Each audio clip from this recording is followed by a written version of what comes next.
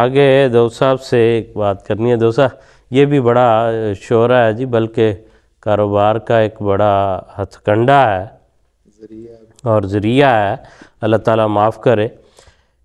وہ کہتے ہیں ایک جو نجومی اور عامل، وہ کہتے ہیں جی ایک ہیں وہ نوری علم والے ہیں اور ایک ہیں جو کالے علم والے ہیں. نوری علم والے وہ کہتے ہیں کہ جی ہم قرآن کے ذریعے علاج کرتے ہیں، شفا دیتے ہیں یا جو بھی عمل کرتے ہیں. ایک بات اور کہی جاتی ہے، وہ کہتے ہیں جو کالے علم والے ہیں یا جو بھی ان کے لوگ کرنے والے ہیں، وہ کہتے ہیں قرآن کریم کو اگر الٹا لکھا جائے یا پڑھا جائے تو اس کے ذریعے عمل کیا جاتا ہے کہ دوسرے کو اس سے نقصان پہنچتا ہے یا پہنچایا جا سکتا ہے یا پہنچاتے ہیں. باقاعدہ ان کا دعویٰ ہے کہ قرآن کریم کے الٹا پڑھنے سے یا لکھنے سے. تو کیا ایسا کہیں کو ذکر ملتا ہے کہ قرآن سے ایسا کوئی بد اثر کسی اور پر پڑ سکتا ہے؟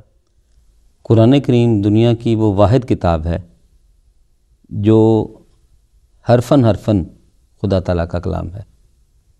اس حوالے سے اس کتاب کی جو عظمت ہے وہ بہت بڑھ جاتی ہے اور اس بات کی متقاضی ہے ہم سے کہ ہم اس کا نہایت ادب اور احترام کریں. اسی لیے حضرت مسیح موعود علیہ السلام نے ایک چھوٹے سے جملے میں ایک جہان باندھ دیا کہ جو لوگ قرآن کو عزت دیں گے وہ آسمان پر عزت پائیں گے. اور حقیقت یہی ہے کہ یہ قرآن کریم ہی ہے، جیسا کہ قرآن کریم میں ایک جگہ اللہ تعالیٰ فرماتا ہے کہ یہ لوگوں کو عزت بھی دیتا ہے اور ان کو ذلیل بھی کرتا ہے اپنی تعلیم کے حوالے سے.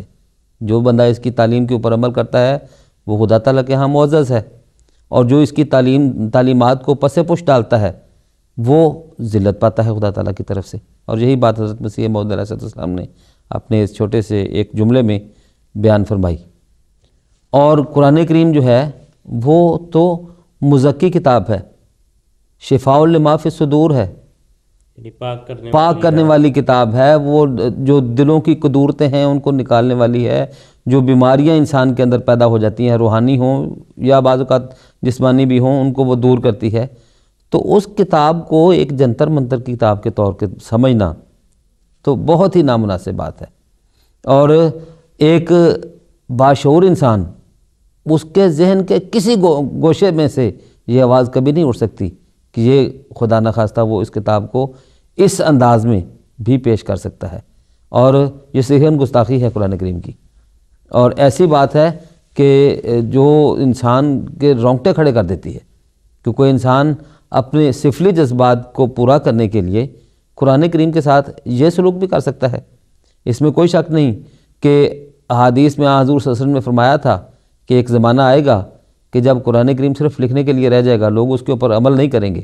لیکن یہ کہ لوگ الٹا بھی لکھنا شروع کر دیں گے اس سے، اور اس سے اپنے جو مضموم ان کے عزائم ہیں ان کو پورا کرنے کی کوشش کریں گے، تو بہت نامناسب بات ہے.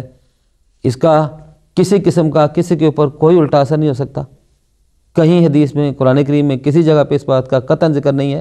ہاں جو شخص ایسا کرتا ہے یا کرواتا ہے وہ وبال کے نیچے آ سکتا ہے، وہ ضرور بدبختی، بالکل وہ اس کی بدبختی، اور اس کی بدبختی ظاہر ہے کہ قرآن کریم جیسی بابرکت کتاب جس کے بارے میں خدا تعالیٰ نے فرمایا کہ انا نحن نزلنا ذکر و انا لہ لحافظون، اس کی حفاظت کے سامنے وہ کھڑا ہوتا ہے تو وہ تو خدا تعالیٰ کی اس وعید کے سامنے آنے والا ہے کہ خدا تعالیٰ نے جو کہا، اتنے اس ایک جملے میں اتنی تاکیدیں ہیں. انا پہلے فرمایا، پھر نحن فرمایا، پھر نزلنا فرمایا، پھر اس کے بعد لہو لحافظون لام ہے. اور یعنی عربی جو جاننے والے ہیں وہ جانتے ہیں کہ کتنی تاکید ہے جملے میں، کتنے اس کے ادوات جمع ہے توکید کے. اور وہ ساری اگر خدا تعالیٰ کی اس بات کے سامنے کو کھڑا ہوتا ہے تو بہت ہی بیوقوف انسان ہے وہ.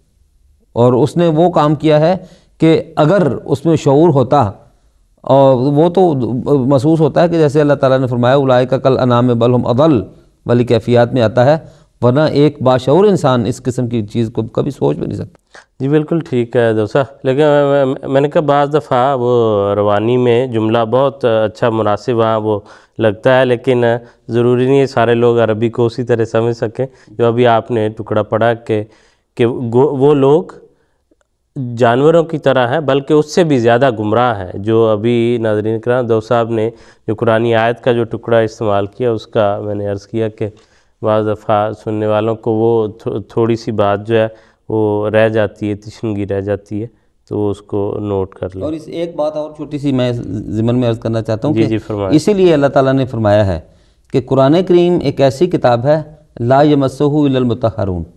جو حقیقی فائدہ اسے حاصل کرنے والے لوگ ہیں وہ لوگ ہیں جو پاک تینت ہیں، جن کی اپنی فطرت اندر سے نیک ہے. جو نیک تینت لوگ ہیں وہ اسے فائدہ حاصل کرتے ہیں. جن لوگوں کے جو مذموم عقائد جو عزائم ہیں وہ تو اس سے قطعاً کوئی فائدہ حاصل نہیں کر سکتے، ان کو تو اس کا نقصان ہی ہے. اور حقیقت حال یہی ہے کہ اس سے کسی کو کوئی نقصان پہنچتا ہو تو دیکھنے والی یہ بات ہے کہ صرف انہی لوگوں کو کیوں پہنچتا ہے نقصان جو اس طرح کے اعتقاد رکھنے والے ہیں. مثلا جماعت احمدیہ اس بات کو نہیں مانتی، اور آج تک کوئی ایسا آدمی جو ہے وہ جماعت احمدیہ میں نہیں ہوا جس پر کسی دوسرے نے ایسا عمل کروا دیا ہو اور اس کو بے انتہا اس کے نتیجے میں نقصان پہنچا ہو. بلکہ یہ تو بہت آسان ہے ہمارے مخالفین کے لیے بھی کہ بجائے اس کے کہ وہ مختلف قوانین بناتے رہیں، ہمارے پیچھے پڑے رہیں، جو ہے لٹھ بردار جلوس نکالیں، جو ہے وہ ان کا پیچھا کر کے معصوم احمدیوں کو جانوں سے ماریں. آسان حال ہے. اتنے علماء ہیں آپ کے پاس، اتنے عامل ہیں، اتنے قاری ہیں، حفاظ ہیں، ان کو صرف یہ کہیں کہ اس طرح کا عمل کر دیں، یہ بیٹھے بٹھائے یہ جماعت ختم ہو جائے اور ان کے اوپر سارا جو ہے وہ بال آن پڑے. اگر ایسا کوئی طریقہ ہوتا تو ضرور ان لوگوں نے اختیار کر لیا ہوتا. اس میں ایک بڑی خوبصورت دونوں آپ بزرگوں نے باتیں کی ہیں. ایک چھوٹا سا اضافہ اگر اجازت ہو تو کرنا چاہتا ہوں ضرور کہ قرآن کریم کا ایک جس طرح داؤد صاحب نے فرمایا کہ انا نحن نزلنا ذکر و انا لہ لحافظون، قرآن کریم کا ایک ادب اور اس کا ایک احترام بھی ہے.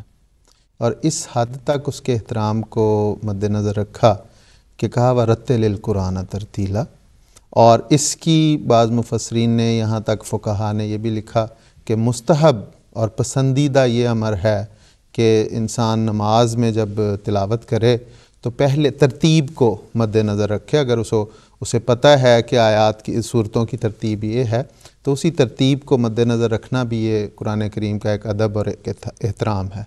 تو کجا یہ ایک طرف تعلیمات دی جا رہی ہیں اور کجا یہ کہ اس قرآن کو نعوذ باللہ الٹا لکھ کے اس کے ادب کے اور اس کے احترام کے بھی خلاف بات ہے. ہیں. جزاکم اللہ خیر. بہت مناسب اور ضروری بات آپ نے بیان کی ہے کہ جہاں یہ حکم ہے کہ اس کی عام جہاں ثواب کی نیت سے پڑھتے ہوئے ترتیب کا خیال رکھیں تو اس چیز کے متعلق یہ گمان کیسے کیا جا سکتا ہے کہ اس کو الٹا پڑھا یا لکھا جائے.